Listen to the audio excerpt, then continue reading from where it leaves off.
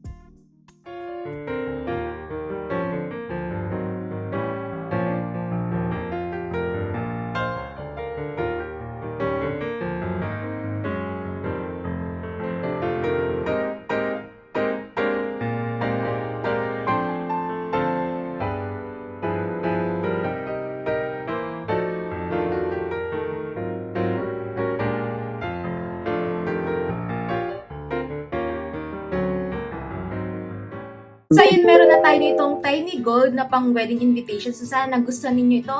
And kung may mga request and suggestion pa kayo, mag-comment lang kayo dyan sa baba at gagawin natin yan ng video. Again, thank you so much for watching and see you sa akin next video. Don't forget to like and subscribe. Bye!